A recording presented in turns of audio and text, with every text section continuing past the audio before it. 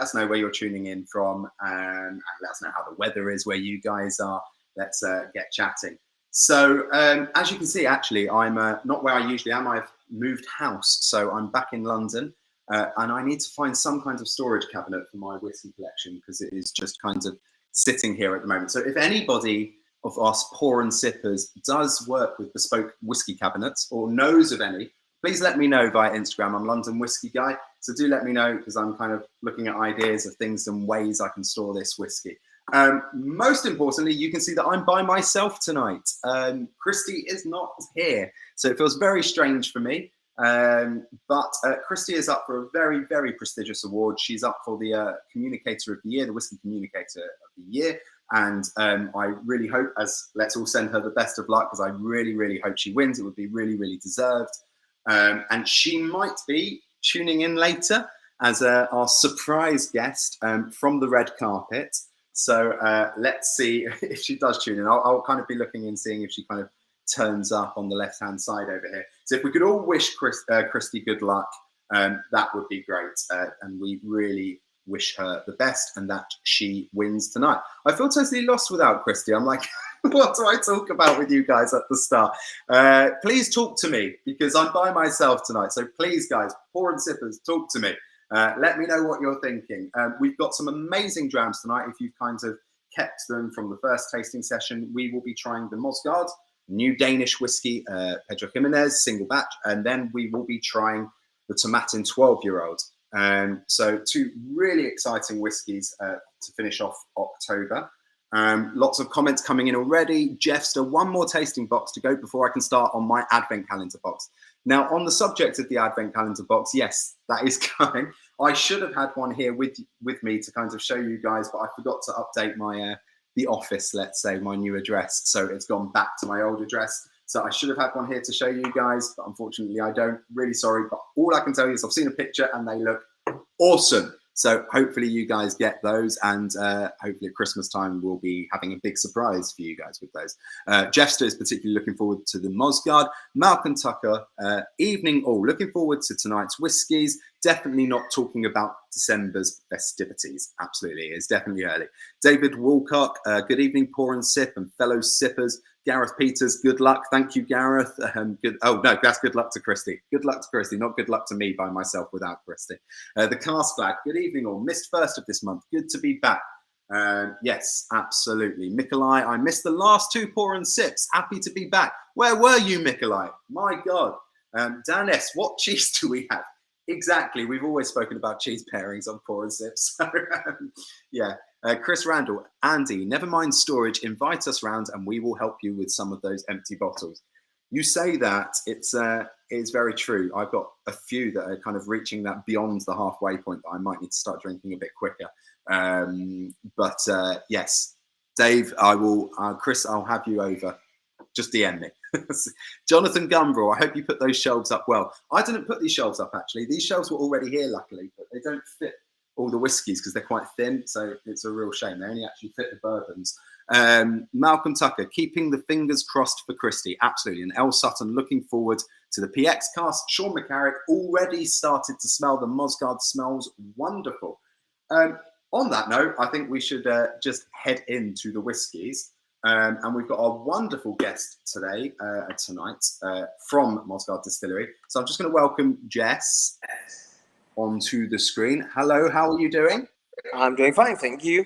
I'm here at the distillery. Just turned off the spirit still for tonight, and got myself chaired here in the middle of everything.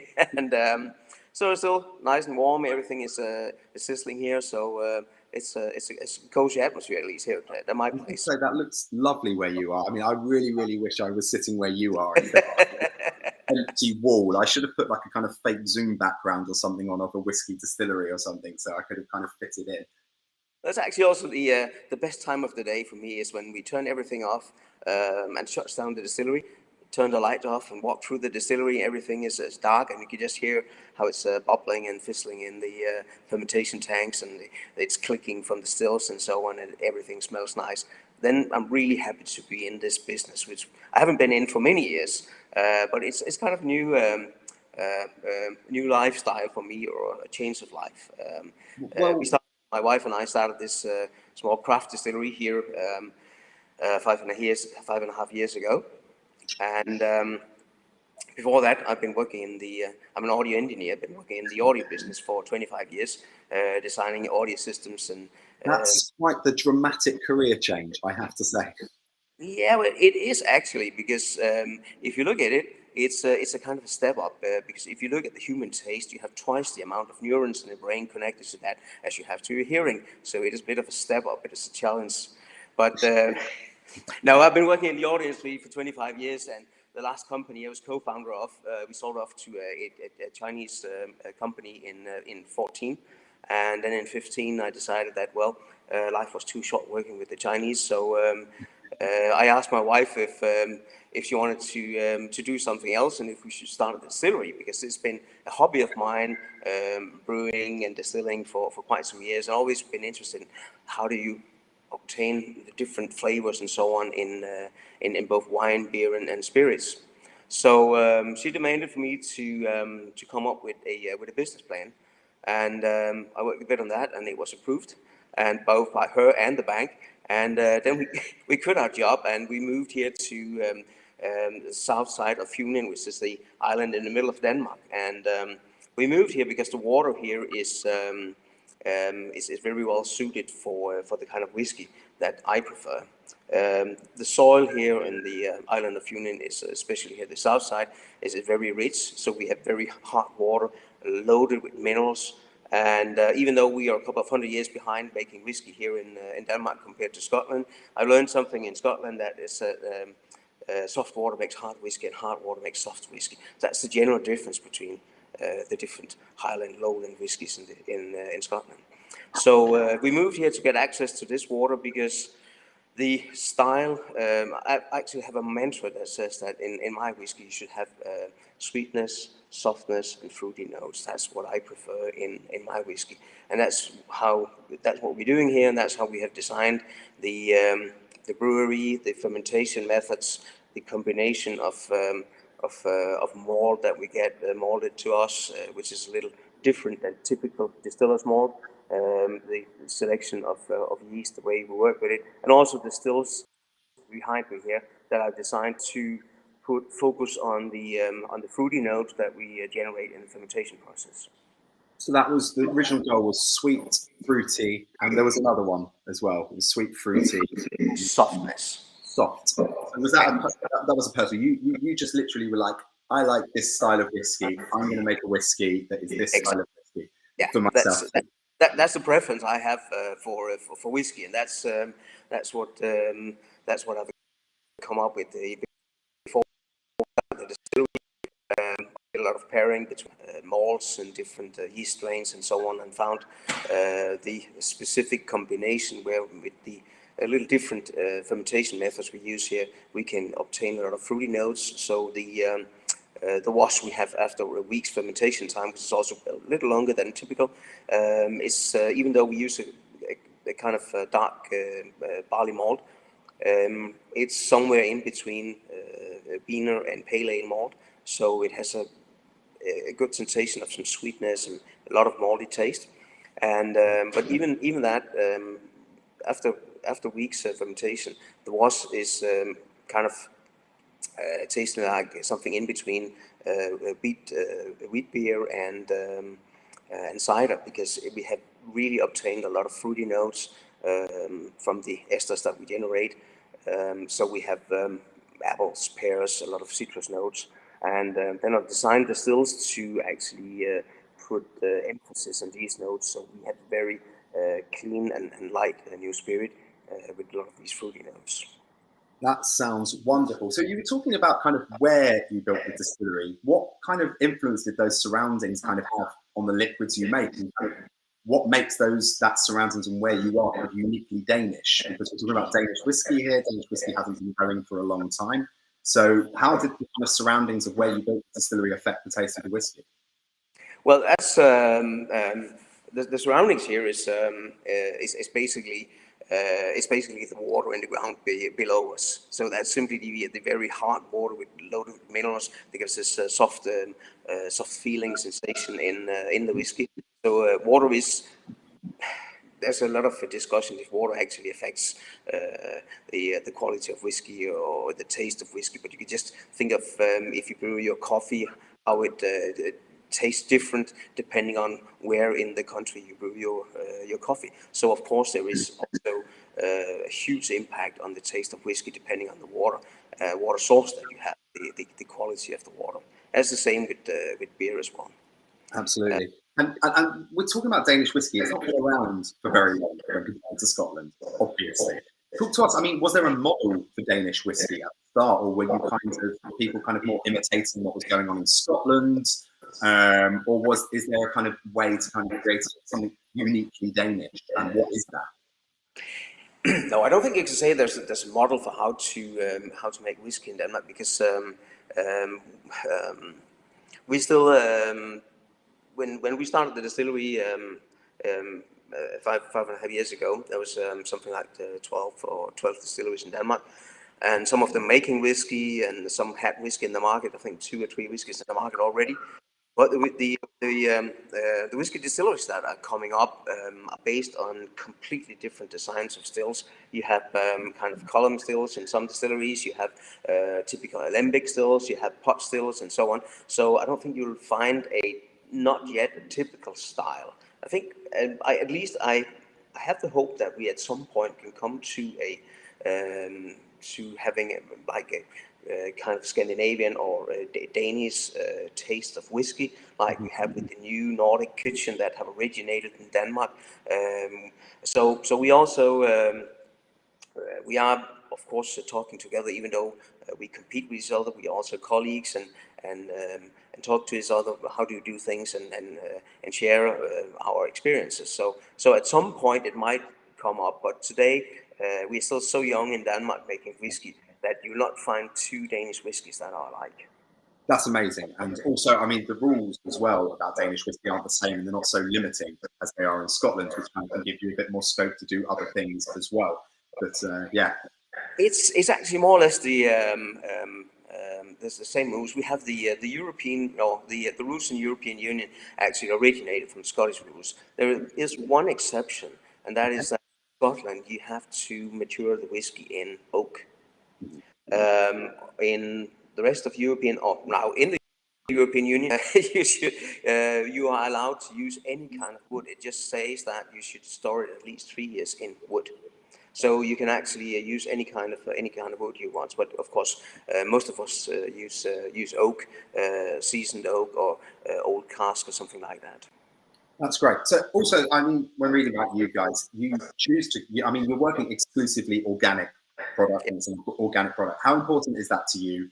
And what is the kind of, can you kind of specify into words, or kind of put into words your end product, and how that affects the taste, working organically in this way? Well, it's unfortunately organic whiskey is not healthier to you than conventional whiskey. So it's not that we're doing this, but it actually, before we started the distillery, where I experienced with different type of malt and yeast strains and so on, as I told before, when I found the right combination, all of that was done with conventional malt. When I found the right combination, I repeated the experiment with organic malt and organic approved yeast, and to my surprise, there was a huge difference in taste of the new spirit.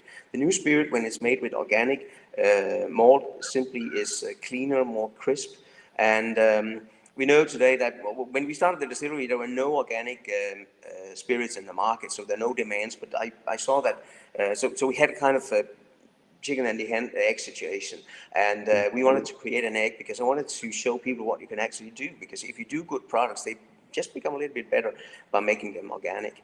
And we know that from conventional beer that there are remains of pesticides in conventional beer, and there haven't been performed any examinations of organic spirits yet, but it's so I don't know if the remains of pesticides actually would come over during the distillation. So I can't say anything about that. But what I know is that all fertilizer and pesticides and so on that you use in farming today it actually added some flavoring, so you can distinguish what brand it is and what you're actually spraying with. And flavoring is also that you can smell. It's also something you can taste. And if something spirit is really good at, is actually carrying over taste. And so at least the remains from the pesticides that you have in conventional malt will come over, and it will actually be concentrated in the process because you get less and less during the distillation. It is actually quite obvious the difference that you have between organic produced single malt, new make, and conventional. Yeah, I think it's really interesting. I think it's something that we're going to be seeing quite a lot more of coming towards into the future. I'm just going to read out a couple of notes because people have already started commenting on this one. I mean, DS007 is already looking forward to trying the Mosgaard. Nigel Gain, again, looking forward to this one. Reverend Kevin Green, lovely and sweet on the nose, caramel, fruit, and nut chocolate. Ian Turner, what a wife you must have. That's in for you, Jess. Yeah, thank you. Yeah, well, some of the nutty notes, the caramel notes is something that you find in all of my whiskey. It comes from the little dark malt that we're using, and even though you deplete the sugar content during fermentation, there's still a little bit remaining from the dark malt, which is kind of caramelizing because we have direct firing under our stills. So you'll find these caramel notes in all of our whiskies. But in this PX, it's matured most of the time in PX sherry cask. It's very small casks. We use 50-liter cask, and this is about 4.5 years old. 4 years in the 50-liter cask corresponds to around 10 or 12 years in a hogshead. The difference is that you twist the taste profile a little bit towards the more intense and sweeter side, and more important is also that the fruity notes, the esters that has these fruity flavors, are very fragile, and they're actually broken down over the years. So if you use larger cask and age them for a longer time, they will eventually just disappear. So in order to maintain these fruity notes, we use these smaller cask, and so that's the preference we have. So this has first been matured in French oak, virgin French oak, for 1 year to give it some spicy tannins. That also, these tannins have a bit of a kind of a mouth drying effect, and that's simply to balance the PX sherry cask. When you produce a PX sherry, it is produced from the Pedro Ximénez grape, and typically you pick the grapes and then you dry them on mats on the ground for 2 to 3 weeks until they are like raisins, and then you get this very sweet sherry. And the sherry in a PX sherry typically have a sugar level between 300 and 600 grams per liter. So some of it it's just like syrup, but it has some really nice heavy notes, dry fruits, burnt figs, leather, and sometimes smoky. And it can be too overwhelming having full maturation in PX sherry cask. So that's why we use the French oak to balance a bit. So it is more balanced, but still very intense and full-bodied. Yeah, I mean that the PX cask comes through. I mean, I love Pedro Ximénez. I can't drink too much of it. It's definitely something that I drink like kind of one glass after dinner, and then I'm kind of like, okay, I'm kind of done. It's too sweet sometimes, but with this, you're absolutely right on the nose. For me, instantly, it's so balanced. This isn't like a overpowering PX cask that's kind of overtaken kind of the kind of essential nature of the whiskey. This is something that's complementing the whiskey in general. It's not masking anything with super sweetness that you usually get from Pedro Ximénez cask. I'm just going to read out a couple more notes as well because I haven't even tried this yet, and just because of the nose of this, I'm so desperate to try this that I want to get all the notes out now. So Nigel Gain, chocolate fruity for sure, yummy nose. Jeffster, crikey, getting Nutella on the nose. Very sweet on the palate with traces of sultanas and sweet fruits. Gareth Peters, warm pastry and butter. Your Uncle Vanya, the underlying sweet leathery oak is what gets me on the nose. Ian Turner, wish I could be tasting with you, but I've just got back from France, so I'm sipping on a Buffalo bourbon. That's a great shout as well. Welcome back, Ian. Hope you had a good time.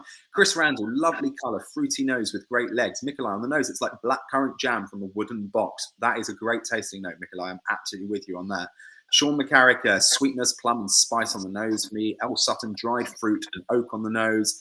Dan S, alcohol feels it's a little high. Anyone else added water? Now this is bottled at 46.4%, so it's definitely creeping up to the kind of higher end. So I've always said with pour and sip, like I personally like to try it neat first without any water, just to give it a chance to try it in its kind of in the form that it's been sold in as well, and then I can kind of maybe try and add a little bit of water here and there, maybe like half a teaspoon kind of thing, to see if it opens up some more of those flavors and take away the alcohol burner for you. But again, this is all personal choice. So if you feel like something needs a little bit of extra water to kind of open it up for you, that is your personal choice.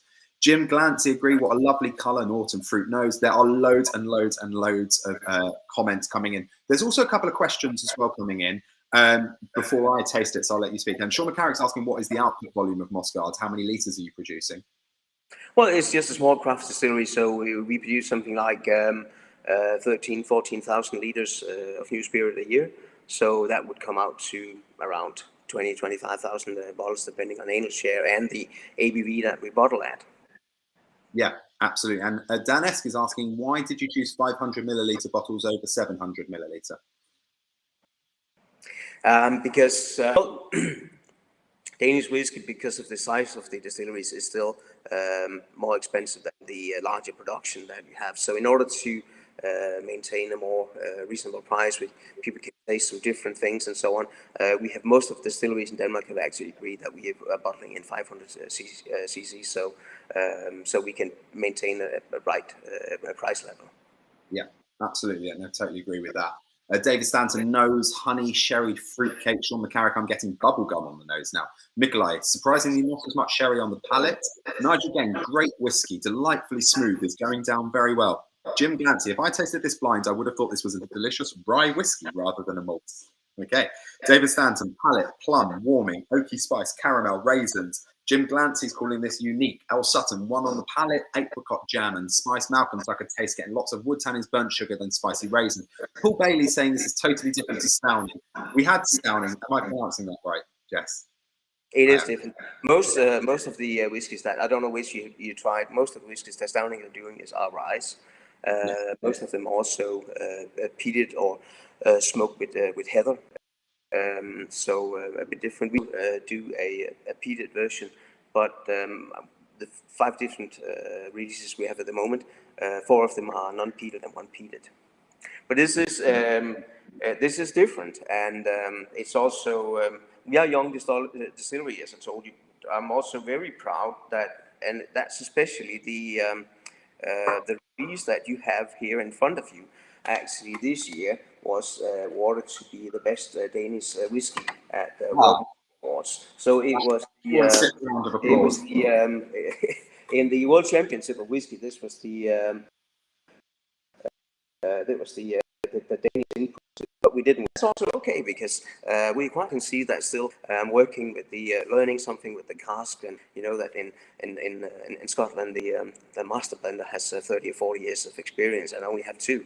So it's nice to have some challenges ahead. But already now being awarded double gold for this one, we actually have gold medals on all of our whiskies, and being the best Danish whiskey this year is a huge honor to me.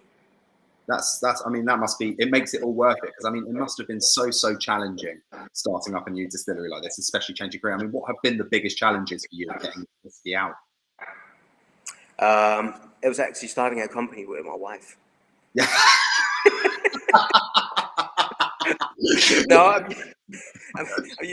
I've been working as a CTO and CEO of audio companies for many years, and suddenly I was going to share that title with my wife, and I had to get used to that.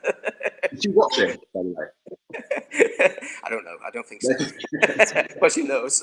She knows. Fine. So yeah, I mean, obviously, but that must have also been great as well. I mean, the joint effort as well. It is really great. It's really great, and it's sometimes in life you really have to also change direction and challenge yourself for something new, because there's a huge challenge in this. And even though it's a simple product with 3 ingredients, there are so many handles you can operate in during the production. The way that you mash, the way that you ferment, the way that you have designed your kettles, the way that you're working with the cask and so on. So there's something new to learn every day, and it's very important that you just change one handle at a time to maintain control. And actually, in the beginning, I was too eager, and I changed more things at the same time, especially also on the gin production that we have on the side. And I didn't know what was actually causing the new result that I had. So it's a way of having. You have to be patient. You have to actually remember my background as an engineer and be very structured in the way that you're doing things. So that was a bit of learning I had to realize when starting this up. It is more challenging, and there's much more to it than just putting some barley in the in the mash tun. I think we all kind of can appreciate that. I'm going to read some more notes before I get to the last couple of questions. Peter Gold, Sean, not getting any chocolate on the nose, but I'm getting it on the finish. Sean McCarrick, I'm going spicy plum jam on the palate. And Chris Randall, really dry on the tongue, fruit and nut chocolate, not dissimilar to the Amaret Fusion, which was a bit sweeter. Earl Sutton, a drop of water brings out those chocolate notes. Nigel Game, for me, smooth enough to be neat, but just my preference.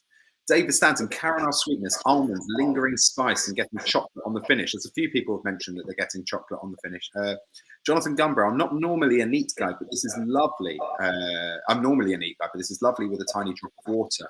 For you, Jes, what would you add a drop of water for this for your palate, or is this would you drink this neat? I mean, obviously you've drunk, but how would you drink it? Well, it's actually I most of the whiskies, except when we do single cask, they bottle at cask strength. But the rest of the whiskies are actually they are diluted to the ABV where I find the expression I want to get out when you drink it directly from the bottle. Of course, you can always, or in most cases, you can open it up by adding a drop or two of water. So that was what I was going to do. Was this would add in 2 or 3 drops after tasting it neat, but not more than that. It's actually a bit of a challenge finding the right ABV, because you can actually I mentioned the before we started the show the new Palo Cortado, and the Palo Cortado is actually it comes out around 59% from the casks, and then it's completely closed.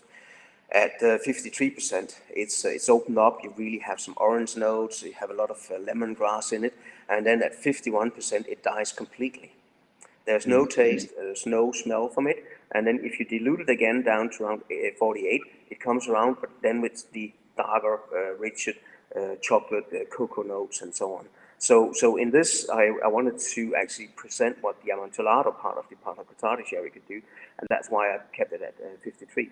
So this is going to be very rich, and it will become, if you have it at the PX, if you have it at higher ABV, the soap will be a bit overwhelmed, drier.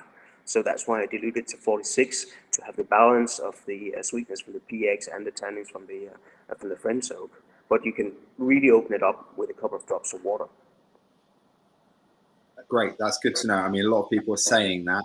I mean, I've got to be honest, I absolutely love this. This really works for my palate. I absolutely love PX whiskey. This is just wonderful. It's got lots of chocolate orange notes. I don't know if you get Terry's chocolate orange in Denmark, but that's what I'm getting on this. Jeff's a few drops of water brings it out. It's almost like I'm chewing on the wood on the cask now. Very nice. Sure, no splinters. Sean McCarrick, a few drops of water brings out spices on the nose and on the palate. The cask lad. Amazing aftertaste. Jeffster is just giving you a round of applause for the award. Your Uncle Vanya, yes, the award, very well deserved. Malcolm Tucker, Jess, congratulations on the award. Daniel Crager, anyone else getting a bit of peanut butter on the palate and in the finish? That's a great tasting note. Daniel Crager, sorry if I'm pronouncing that wrong. Plum on the finish too, very nice. Carlos White, congratulating you again. Reverend Kevin Green, more almond butter than peanut butter, nice one. Your Uncle Vanya is asking one more question. He's asking you if we could get a bit more information about your peated expression. The peated expression. Well, the peated expression, for me, the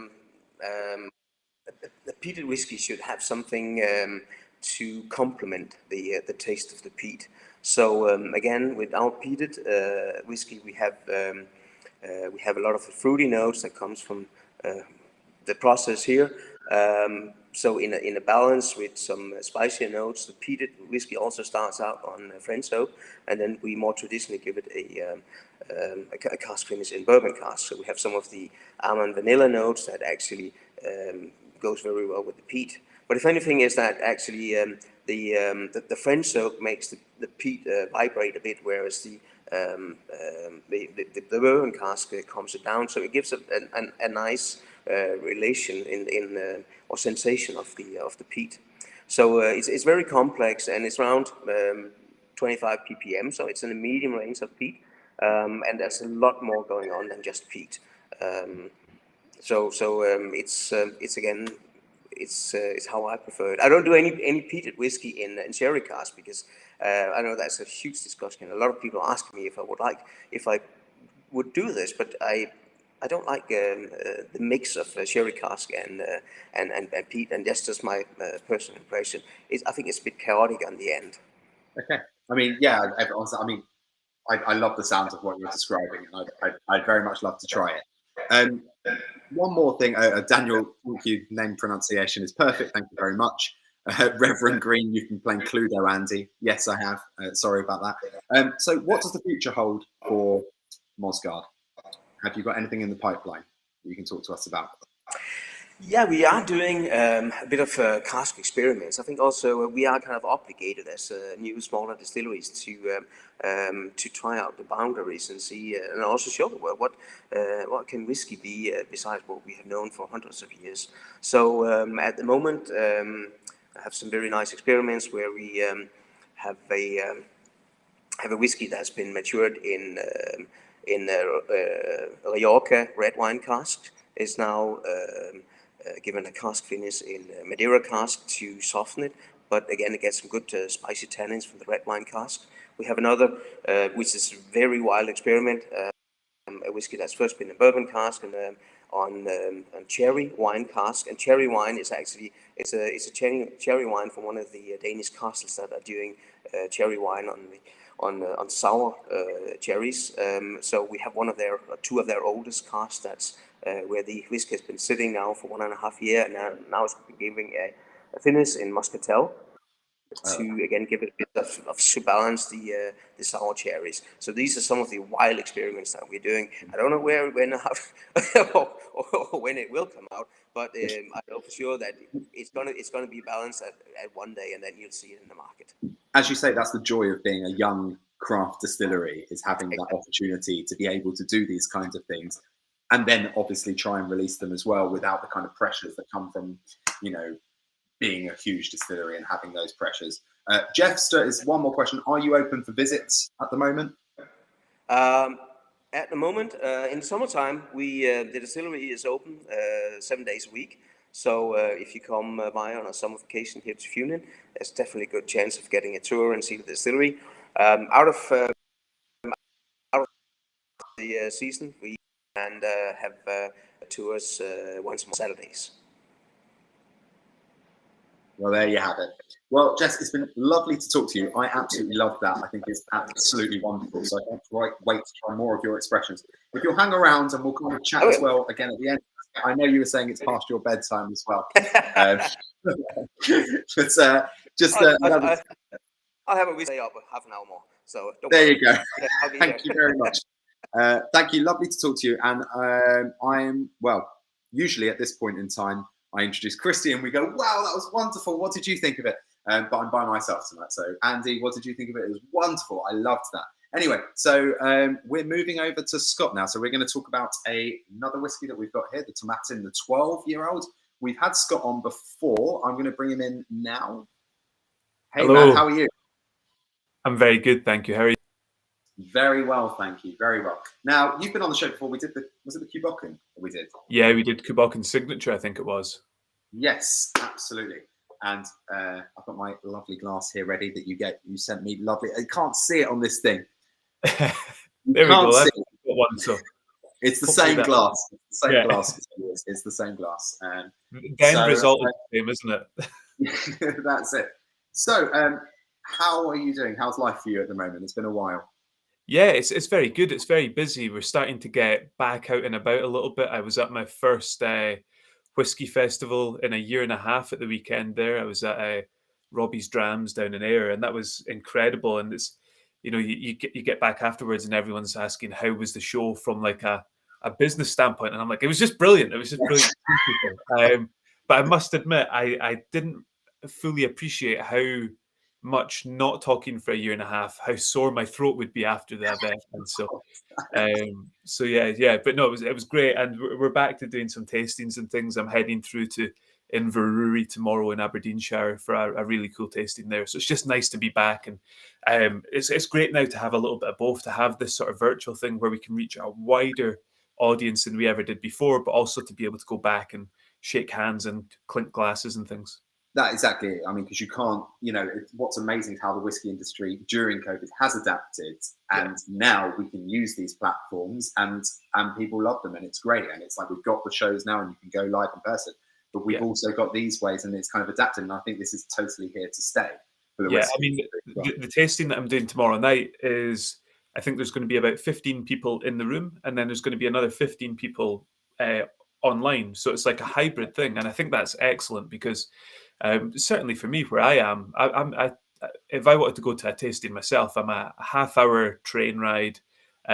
You've got your ticket, you probably go for a meal, and that's before you've bought a bottle of whiskey at the end of the event, which inevitably happens. So it's a great way of kind of letting the focus be the whiskey for people, and not have to worry about getting childcare and things like that. So yeah, absolutely, totally agree with that. Yeah. So you have been on the show before, but give us a brief history for anyone who might be new to Pour and Sip, because it was a while ago, about yourself and how you found yourself in this position for brand ambassador and how you've got there. Yeah, I always love hearing these stories because no one's got the same story, but I think everyone's got a little bit of imposter syndrome as well, which is an interesting part of this job. When you get to travel drinking whiskey, you're like, how did I end up here? My background, very briefly, I studied Scottish history at the University of the Highlands and Islands. I grew up about 25 miles north of Inverness and studied there. And in 2012, it was the end of my third year, just about to go into my dissertation year. And Tomatin Distillery were looking for someone to research the history of the distillery as a summer intern program. And I applied for that job, had quite possibly the worst interview that has ever happened, but I got offered the job. It's always the ones where you think you did badly. Yeah, well, I mean, I sat down in the car to drive down to the distillery, and the seam of my trousers just totally ripped. And I remember running down to my mum's work with a sewing kit to get past that. So it just felt like everything was going to go wrong that day. But I got the job, and I was at the distillery for 8 weeks, researching the history of the distillery and of the local area, and was then offered to stay on part-time while I finished my degree, and kind of worked in every area of the company that I could. And then eventually, when I got my degree, moved into a sales role. So I looked after all of our business in Europe for up until about 2017, when I moved to White and Mackay for a year. And then I met our now managing director, Stephen, and our sales director for a curry and a couple of beers. And I woke up the next morning with a slightly foggy head, but also having agreed to be the brand ambassador for Tomatin. And you could have agreed to something much worse. Yeah. And I probably have at other times in the past. So, and a great part of this role is, as much as it's an ambassadorial role, I also get the opportunity to get involved in cask selection, blending, maturation. So there's two sides to it. There's the outward-facing educational side, and then there's the production side. So it's a nice kind of cog to have in a business between production and the market. It really has a two-way street going on there. That sounds amazing, and good luck to you. Ian Turner, this is why I bought a bottle of Cuboccan when I was in Andorra. Thank you, Pour and Sip. Reverend Kevin Wright, love Jes, great character, absolutely. And Reverend Kevin Wright also loves how the Scots say whiskey. So there you go. Your Uncle Vanya, lovely, isn't it? Like Cuboccan, all the ones I've tried so far. So talk to us a bit about Tomatin, because we were talking about Cuboccan last time. So talk to us about Tomatin and, a brief history, because it's quite an interesting history of the distillery. Yeah, it really is. I mean, Tomatin, before the distillery even existed, there was a long history of illicit distillation in the area. The name Tomatin, like most place names in Scotland, are Gaelic, and they are either very descriptive or they tell a story. And Tom means hill, and Atin means juniper. And the juniper bush was the fuel source used by illicit distillers because it has no visible smoke. So it was great for hiding from excise officers. And I heard recently a story that it suggested that our founder, a man called John McDougall, was himself an illicit distiller. But in 1897, he decided to go legitimate. And in doing so, became the first Highland distillery to be built inland. Up until that point, all of the Highland distilleries were coastal. But in 1897, the railway line came right through the centre of the Scottish Highlands, and Tomatin was built 15 miles to the south of Inverness on the eastern edge of the Monadleith Mountains, so at 315 metres above sea level. Unfortunately, the original company wasn't very successful. The Pattison crash happened just a couple of years later, and a lot of distilleries had to shut down in the early 1900s, and Tomatin was one of them. But because of that location and because of the railway line and access down to the Central Belt and a market, for lack of a better term, we were very attractive to investors. And two families from London, the Callinghams and the Saunders, bought the distillery. They were whiskey blenders in their own right, so they had a market for the whiskey, but they were also wine merchants. And I was lucky enough to find the warehouse record book from 1909 to 1929. The variety of casks being used, it really was just a case that these guys were bottling the wine and sending the casks up to the distillery. And even looking at it today, it makes me jealous of the selection that they had. With their ownership, they survived the First and Second World War. They survived Prohibition in the United States. And then coming out of the Second World War, the whiskey industry just exploded. Just global demand for Scotch whiskey. New distilleries being opened, mothballed distilleries being reopened, and distilleries like Tomatin, which in 1954 had 2 stills and produced about 250,000 litres of alcohol a year, expanded. And by 1974, we were the biggest distillery that Scotland had ever seen at the time. We had 23 stills producing 12.5 million litres every year. So everything we were producing at that time, barring a small amount of whiskey that was sold to Italy as single malt, everything that we were producing was being sold to Johnnie Walker, Dewar's, Chivas Regal. But it was going into blends. It was a very versatile spirit, so ideal for blends looking for different flavour profiles. And then the 1980s came, there was another crash, and Tomatin shut its door again. So what you're probably noticing is that the history of Tomatin is the history of the whiskey industry since 1897. When the whiskey industry was peaking, so were we. And when it went down, so were we. But we decided when we were bought over in the 1980s, a slow transition was made to focus on our own brands. At first, that was blended whiskey. We had Big T, and we bought J&W Hardy with the Antiquary. But from the mid-2000s onwards, the real shift in focus was to single malt. We now produce about 1.6 million litres of alcohol a year. It's all focused on our own production, quality over quantity. So we like to say we've gone from being the biggest to being the best. And then in 2016, we won the award for Scottish Distiller of the Year. So we can back you have your awards with you as well, Scott. Yeah, no, not quite. I loved the way that Jes had it just resting on his knee the whole time. That was magically well done. Absolutely amazing stuff. So I mean, it's really interesting as well, like, because with the current whiskey boom that there is at the moment, and there is really this focus that's going towards single malts as well. I mean, it must have been quite hard to adapt to that and then kind of get to this stage where you're respected as well within that market as well. I mean, how have Tomatin managed to kind of adapt themselves and change themselves to go along and ride that wave? It's a really, really interesting question, and not one that I've been asked in a very long time. I think on the surface level, there's a huge amount of let's get the packaging right, let's get the range right, let's get the marketing right. But beneath all that is let's get the portfolio of stock right. Coming towards the early 2000s, the vast majority of Tomatin stock was owned by blended whiskey companies. So a huge amount of the work, we're like a duck on a swan on the surface, just paddling below. We were repatriating a lot of stock. So we now have extensive stocks going all the way back to the 1960s, but a lot of that had previously been owned by other companies. Luckily, it was always left in Tomatin. So we're one of the very few distilleries left that can say we mature everything on site at the distillery, which is really cool and really important to us. So we brought back a lot of stock. And Tomatin always had a brand. The first Tomatin Highland single malt was released in 1927. So, it wasn't something that we were totally new to. But yeah, it definitely wasn't the focus of the business. And I think the first real crack at it, where we looked at the single malt as this is the business, was in 2009, where we developed our old packaging. And then in 2011, we released a product called Tomatin Decades that really kind of pinned us to the mast as this is going to be a single malt brand rather than a single malt from a bulk producer. And over the last decade, we've gone from strength to strength to strength to the point that now we're in the top 25 single malts globally. It's not always the most well-known brand in the UK, but we have massive global distribution with really, really excellent partners. And the focus has always been on, the distillery is the head office is at the distillery. It's the focus has always been on Tomatin. The focus has always been on let's make whiskey that we want to drink. That's certainly the way I approach it when I'm.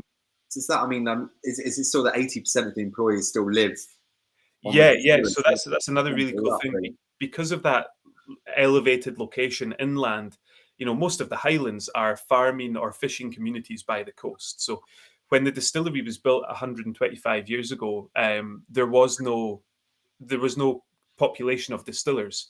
So the founder built a couple of cottages and managed to entice the old master distiller from Glenord and a couple of his cronies to come down and run the distillery. And as the distillery expanded, so did the number of cottages. So yeah, now the vast majority of our production staff live on site at the distillery. I used to myself. I lived there for 4 years. And it's just a great thing because, and I was talking about this the other day, there's no kind of feeling of I'm going to work to build my CV to go elsewhere. People go to Tomatin and they spend their whole career there. So their focus is never on I'm going to do what is right for me. It is a community. It's I'm going to make sure that everyone else, that we're making the best product possible, that we're having the best time possible. Even when I was living there, my wife was working in a hospital, and it's the absolute heart of the Scottish Highlands. It's the same distance from John O'Groats in the north as it is from Perth in the south, and Aberdeen in the east to Kyle of Loch Alsh in the west. It is the cross point of the Highlands. We get some snow, we get some weather, and I would be awake at 5 o'clock in the morning digging my wife's car out, and your neighbour would come out and give you a hand, and he didn't need to. The guys like that in London, where I live. Yeah. The guys work 4.5 days a week, and they finish at lunchtime on a Friday. But the mashman will go in and check that fermentation is going okay over the weekend. You don't have that commitment to the product everywhere. You certainly do have it in a lot of places, but I think the fact that people live there, the fact that their fathers made the whiskey that we're releasing now, and that the whiskey that we're making now will be released by our sons and daughters, that's a really cool thing. And we always treat it like we're custodians of the distillery rather than the owners, if you will. Yeah, that's awesome. So let's talk a bit about the dram that we have in front of us, because there's already tons and tons of notes coming through. I'm going to read a few of them before we get stuck into it. Paul Bailey actually saying he loves the Tomatin French collection. He's got all 4. I was part of the tasting you did, I think, Scott, and some of those are absolutely wines that I couldn't pronounce. Especially after you've drunk them, right? Especially after I've drunk them. El Sutton getting honey and spice on those. Neil Bolton smells gorgeous. Pear drops. Chris Randall, warm leather and honey tones. Alistair Taff, honey with floral notes for me. Malcolm Tucker, nose rich heather honey and warm bakewell tart. Talk to us a bit about this dram, and then I'll read more about the notes. I mean, I love that everyone's picking up that floral heather honey thing. That is my go-to tasting note for the 12-year-old. So I'll take it back a little bit. We've got the whiskey regions, the Highlands, Lowlands, Speyside, Campbellton, Islay, and I'm not the biggest fan of them. I think they provide a good signpost, but you've always got to acknowledge as an educator that they're a bit old school. They're a bit too convenient, and, not everything fits that. I think Tomatin 12-year-old is a uniquely Highland single malt. And within our range, I think Tomatin's got one of the most diverse ranges in terms of cask, age. You can buy a bottle of Legacy for £30 or a bottle of 50-year-old for £10,000, and everything in between, and all the different cask types and strengths. So it's a very diverse range. But the 12-year-old has always existed as that traditional expression of place. It's been on the market for 25 years. And so it's got a little bit of that kind of body and depth from a Northern Highland single malt. It's got that fruity note that you get from a Lowland single malt, all that apple and pear that you get from the Tomatin spirit. It's got that honey notes that you get from some of the Eastern Highlanders. And then it's got that floral, almost earthy note from the Western Highlands. So it's really an expression not just of Tomatin, but of Highland single malt. And the way we achieve that is by using 3 different cask types. It's what we would call a marriage. So it's 3 cask types, all matured for 12 years. And it's exactly a third, a third, a third.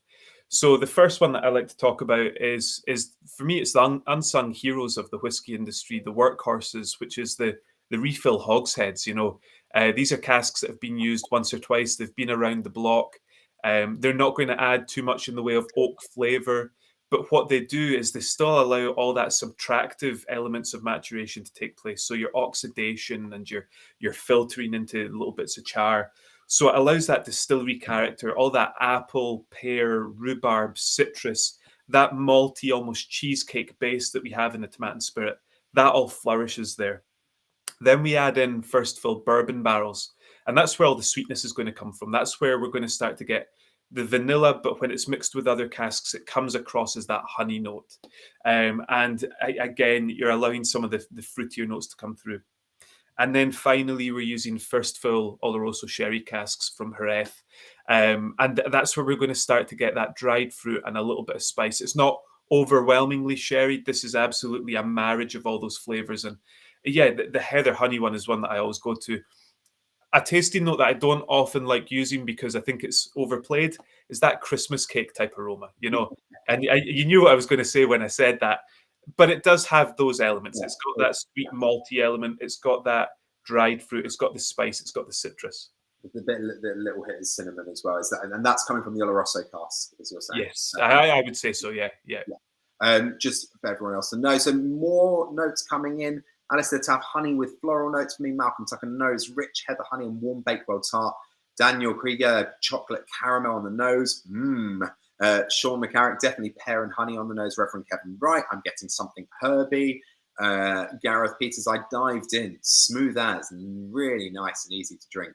Nigel Gain getting a sweet nose, honey and spices. There's quite a lot of honey for me as well on the nose. Yes. Like buttery honey is one for me saying heather honey as well.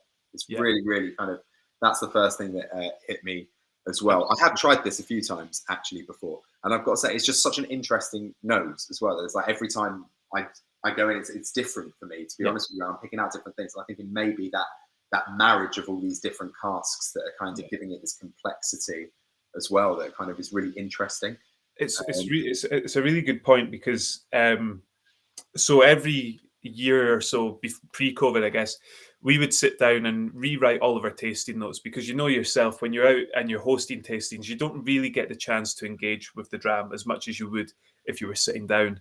And I'm always blown away when I nose and taste a 12-year-old because 12-year-old single malt is quite often an entry level to a range. It's quite often the kind of what you would find at the supermarket price point and things like that. There's so much depth and complexity here to the 12-year-old from that layering of the casks, from the different, from the spirit that's been used. There's a note that I love here that when we're in Tomatin, and it tends to be in the early spring and through into August, they burn the heather on the hills. And there is a smoky element to it, but it's just an overwhelming perfumed heather note in the air. And I feel that comes into the whiskey. Now, I don't know what the science behind that would be, if that actually just seeps into the pores of the casks or things. I don't know. It's maybe just something that I pick up. But when I hear that heather honey, it just takes me back to that time of year. It's a wonderful memory. And that's what whiskey's all about, isn't it? It's about those kind of memories as well. And that what the drams do for us in that kind of moment. So I've not tried this again yet. So cheers, everybody. Cheers.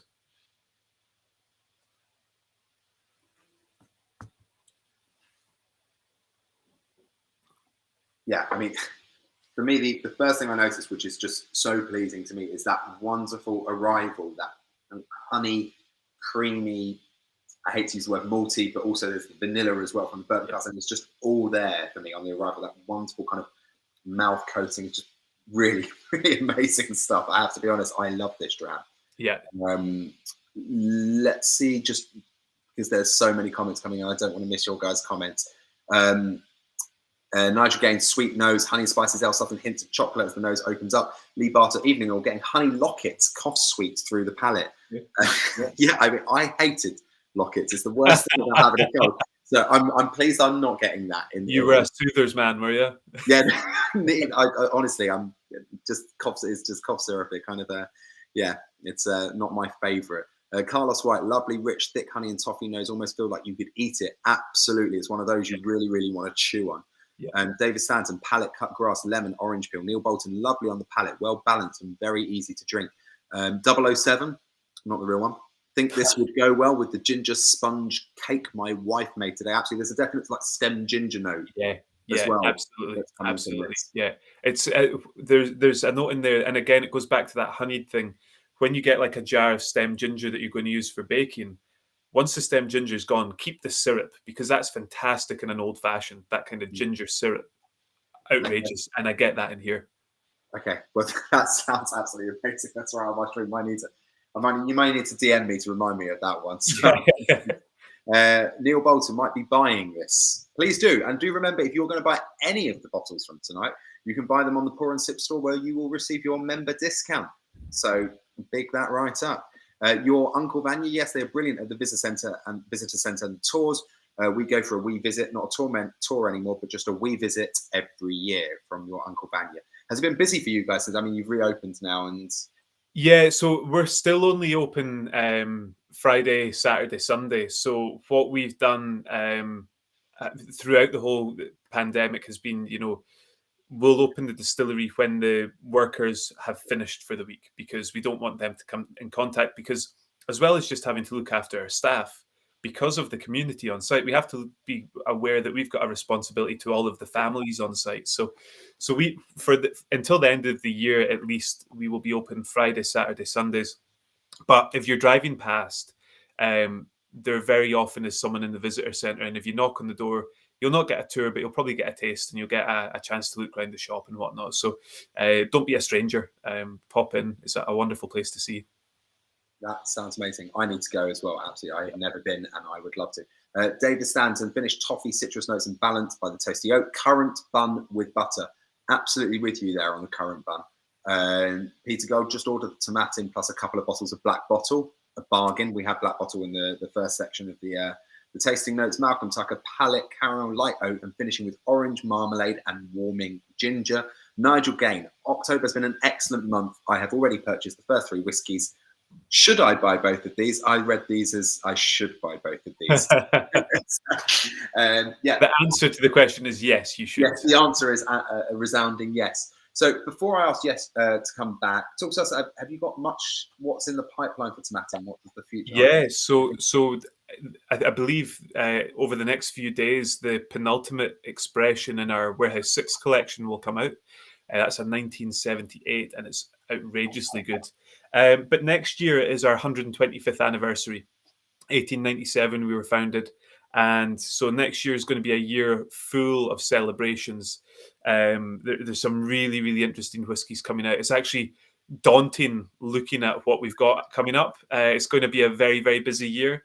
And then even on the other side of it, just what we're laying down at the moment is really cool. We're getting a hold of really interesting casks. So I just took a load of white port and white muscatel, and we've taken some Andean oak, so from Colombia and stuff. So there's exciting news now, and there's exciting news in 10, 12, 15 years time. So it's a good time to be. The exciting thing for you guys is working on stuff that are just ideas to begin with, and then it takes so long in the whiskey industry as well. And then when you do see those ideas come to fruition, it just must be such a joyous occasion, such a kind of celebration of all the work that's gone into that product. It's funny, you realize you've been in the industry for a while when whiskies are coming out that you remember going into the wood. And I don't know why. I always knew I was going to be in whiskey, but I never thought that would happen. And now it's starting to come to fruition. A lot of the finishes that we're doing now are things that were laid down in the time that I've been there. So it's really cool to be part of the journey from spirit right through to product. Absolutely. Well, Scott, it's been awesome talking to you again. I'm going to have Jes back in. How are you? Have you tried any Tomatin before? I have, yeah. The 12 years, which is kind of the, I don't know if it's wrong to say, it's kind of your workhorse. It's the base product they have all of the time. Don't get me wrong if that's not the right expression to say, but it's also good to hear that. It absolutely is. Absolutely is. We call it the flagship workhorse, one and the same. Whatever you say. Yeah. That's the one that puts salt on the egg. So, but the good thing is to hear that that you're also doing some experiments with the new cask that's coming out for your anniversary next year. So, as I heard in one of the older Scottish distilleries, that they were not doing any product development because their product was perfect as it was now, and it's been for 300 years. So it's good to hear that something is going on, because I think really we should also challenge what whiskey can be in the future, and see if whiskey can be something else than what we used to tasting 10 or 20 years ago. I totally agree. I'm just going to add, we'll chat about that. As always with Pour and Sip, please do let us know. I think, as we're in the last episode, please let us know what your favourite from the box was. So we've had 5 drams. If you remember the first 3 drams, please let us know what your favourite was, and we'll read them out. I'm sure Jes and Scott won't be offended. I totally agree. As like a whiskey lover and just someone who just loves whiskey, I find it so exciting when distilleries are coming out with these kind of interesting cask finishes and this new kind of stuff. Newness is just, I think, what the whiskey industry craves a lot. I have a lot of time that I don't name names, but you know, distilleries like an Aberlour who do their thing, and it's just brilliant and it's amazing. But I think there's place as well for distilleries to have the kinds of the ability and the powers to be able to kind of just experiment. I think experimentation is what we're all craving for. I totally agree. There's nothing that makes me roll my eyes more than when I hear someone saying, we make the whiskey the same way today as we did 100 years ago. Because first of all, it's patently untrue. You know, the ingredients, the methods, the technology has changed so much. But secondly, if you're doing something the same way you did 100 years ago, you're not really trying anymore, you know. And I think that's where the best whiskies come from, companies that are doing things, you know. And even if it's not one of your experimental expressions, I've always found that the distilleries that I relate to their core range more are the distilleries that also have this kind of experimental outlook and a thirst for continuing to produce high quality whiskey. Absolutely. And as an engineer, I must appreciate that, because you need to keep on experimenting, because you never know if you have reached a local optimum or if you have actually reached a global optimum. So, and you don't realize that before you actually started experimenting further. So that's what we operate doing. Yeah. Totally agree with both of you. So I'm just going to, before I get to the tasting notes, I always like to ask the people this question, because I think it's also interesting to hear what you guys are drinking at the moment. Like, Jes, what are you drinking? What's in your bar at home at the moment? What whiskey? In my bar at home? Yes. It's my own whiskey. Sorry. Oh, he's getting by on his own supply. Yes. Otherwise, it could be some Aberlour, or it could also be Glenmorangie. I think Glenmorangie has kind of the same style of whiskey that I do. It's actually one of the distilleries I think is doing a really good work to my expression. Well, because when you were talking to me, you wanted to create something sweet, fruity, and soft. Was that Glenmorangie, like kind of that was type of whiskey? That's definitely one of the distilleries that I'm admiring. Yeah, awesome. And how about you, Scott? Yeah, I've just killed a bottle. I had that horrible moment where you realise this is the last time you're going to ever drink this whiskey, of Kilkerran, one of the work in progress bottles from many years ago, and it was delicious. So I've polished that off, but I've just opened up the Tom and Tool cigar malt as well, so looking forward to getting. We've had Ian on here Yeah. talking about the Talk cigar malt. I think it's just a wonderful dram. However, that Kilkerran, there is something that really pleases me about this horrendously funky. Yeah, it's that Springbank kind of Campbell, isn't it? It's oh god, I just absolutely love it. As much as I love sweet, soft, and fruity, I also love stuff that's just pungent and the kind of stuff that make you give a non-whiskey drinker to smell and they go, oh my god, what is that? Yeah, you can't have a lot of it in one sitting. It's one of those bottles that's taken a long time to get through, but I've enjoyed every dram of it. Yeah, absolutely. So just with your comments, your Uncle Vanya, my favourite Tomatin experimentation was the Verdejo 3 casks with the Aberdeen Whisky Shop. I haven't tried this. Do you remember these, Scott? Yeah, so we got a parcel of Verdejo casks from a company called Belondrad and Lurton over in Spain. It's a Spanish wine producer, but it's a French Burgundian family. So they use Burgundian approaches to winemaking in Spain. So the wines is left on its lees, it's matured in French oak, and we got these casks over from them, and their wine is so identifiable to the Tomatin spirit. It's that apple, pear, honey that we've just talked about. So we likely recharred the casks. A little element of the wine left, but mostly we wanted to get more of that spicy French oak out of it. And we've done several single casks from it, but we did a trio with Aberdeen Whisky Shop of 3 casks from the same parcel, fully matured since 2009, and these recharred Verdejo casks. And the incredible thing was how different they actually were. Same spirit, sister casks, totally different whiskies. Sounds amazing. So, Gareth Peters' favourite was the Tomatin, bottle going in the basket now. Alistair Tapp loved them both tonight. Tomatin shaves it, but the Craigellachie won it the box for me. I now can't remember myself what was in the first part of the box. It's already 2 weeks. I also loved the Mosgaard and the Black Bottle. Malcolm Tucker loved the Tomatin this month, followed by Black Bottle. Neil Bolton from these two, both nice, but the Tomatin makes it to my basket. Carlos White, both drams are really nice tonight. These are the first 2 I've had time to taste. Good start. Jeffster, the Redwood Empire, the first time I bought a bottle of bourbon. Jonathan Gumborough, I love both the Tomatin, the Mosgaard, and the Redwood Empire. Sean McCarrick saying the Mosgaard for him. Reverend Kevin Wright, I was knocked out by the Black Bottle, like being in a crofter's cottage with a smoky peat fire. Chris Randall, the Tomatin grows on you. It's a very balanced dram. Have to say 2 great guests again, Pour and Sip. So thank you very much, Jess and Scott. Davis had the Tomatin for me this month. Just ordered a bottle. Your Uncle Vanya, I've ordered the Mosgaard and the Black Bottle. The moment that popped up on the shop, but Tomatin and Kuboken are what I drink mostly in general, so I have to vote for Mosgaard. And Southwest SW Tractor Boy, I've just assumed that is Southwest. Black Bottle Redwood and Mosgaard tied for second. So as you can see, a lot of different opinions there and a lot of good whiskey for Pour and Sip again this October.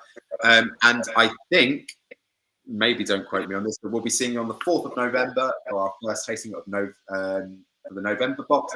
Thank you so much to everybody from tuning in. I really hope that we've all wished Christy the best of luck. I hope she's won. She hasn't managed to join in. I think she was having internet problems. So sorry about that. Thank you to Scott. Thank you, Jess, for tuning in all the way from Denmark. And cheers, everybody. Thank you very much. Thank you, guys.